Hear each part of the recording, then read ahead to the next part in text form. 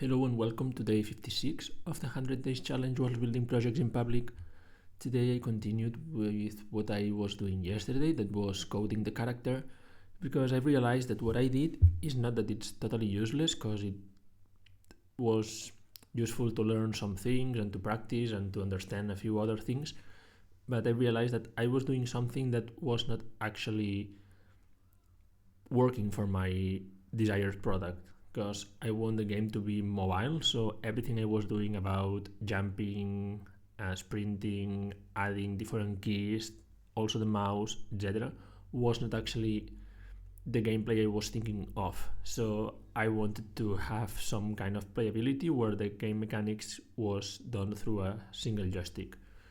And today I basically work with that. So you can see that the player script just got cleaned for I just left it almost with the default controller script, and basically I removed actually this jump velocity also can be removed now, because I was thinking that since the game is intended to be in a maze where you need to move, I don't think you need to jump at any moment, so the terrain will be plain because it's intended to be played with just one hand without the need of having multiple inputs. So if I just save that, you can see here on the left that I have the add-ons. I just learned about this asset leaf where you can put, like, for example, in my case I was with the joystick and I saw a few tutorials that were using this one. So yeah, you just click in here and you just download it, and it sets all these add-ons folder where you can do different things with that. They have some test scenes and some textures that you can use. So yeah, basically this is what I did. I added this add-on. You can see here I added the virtual joystick here, that it's binded to the different UI left, UI right, UI up and down. So those are the things that later I get here from the get vector, and with that I choose the direction of the player. So if I play here, you can see that if I also set the viewport to the specific size, and you can see that if I move like that, I am moving my character to the different positions, but I'm not rotating the camera. In order to do so, I just saw some examples, and you can see here on the code that I added the input function that any event that is a event screen drag, it tries to rotate the camera based on what I have. So if I rotate here, then I can move and it works fine, but I need to do it in two different things.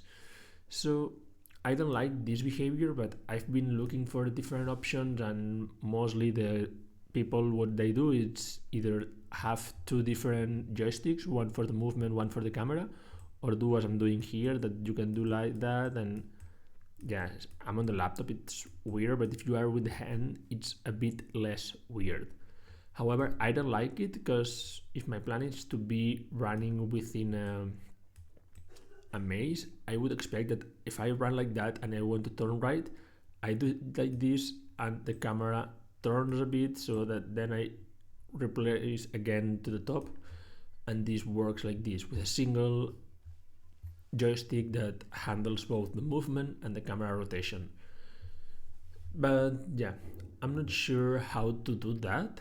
Well, yeah, here the lob and the top message, it's no longer applying, but I'm not sure how to do that. For today, I don't have more energy to spend on this, but I think that this is what I'm gonna be working tomorrow. I've been running some tests that, depending on this, with the clamp method, I could just, depending on which area you were or in which spectrum, I could rotate a bit the camera, but then I needed to put it back again. And what I find weird is that I don't find any example of that. So that's either a good signal or a bad signal. Either I'm creating something that can be used, or no one is doing that, maybe because it's not the expected behavior. So yeah, I think that tomorrow my goal is to find that. I feel I didn't move that much today, yet I did some progress, because sometimes progress is removing things. In this case, I started with a quite longer script. Now I just pruned the different parts of the code, and it just, instead of I don't know how many, but maybe 40 or 50 lines, it got until 26. So my work today was useful, but at the same time I does not feel like a huge improvement. But yeah, so that's all for today. Let's see what tomorrow brings, and thank you for watching.